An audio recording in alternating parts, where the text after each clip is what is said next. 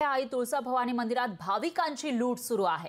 Bogus पुजाऱ्यांकडून या भाविकांची लूट होत असल्याची माहिती समोर येते। पुजारी मंडळाचा पोलीस अधीक्षकांना कारवाईसाठी साकडं घातल्याची माहिती समोर येते। तर पुजारी मंडळाचं पोलिसांना कारवाईबाबत निवेदन दिलं गेलं आहे। तर आई तुळजाभवानी मातेच्या दर्शनासाठी येणाऱ्या भाविकांची बोगस पुजारी लूट करतायत। या बोगस पुजाऱ्यांवर कारवाई करण्याची मागणी पुजारी मंडळानं केली आहे आणि धाराशिवच्या पोलीस अधीक्षकांकडे एक निवेदन दिलेलं आहे। तुळजापूरमधील विविध चौक, वाहनतळ, भवानी रोड, महाद्वार रोड आणि मंदिर परिसरामध्ये बोगस पुजाऱ्यांकडून फसवणूक होत असल्याचे प्रकार समोर आलेत आणि त्यानंतर आता इथले जे पुजारी मंडळ आहेत त्यांनी पोलिसांकडे धाव घेतल्याचं पाहायला मिळते। धाराशिव पोलिसांकडे निवेदन दिलेलं आहे।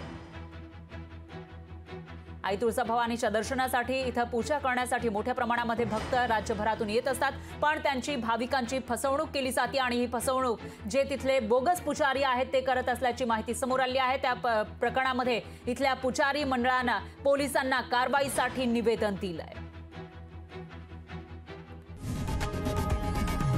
लोकशाही मराठी ऐका, पहा, जागरूक रहा।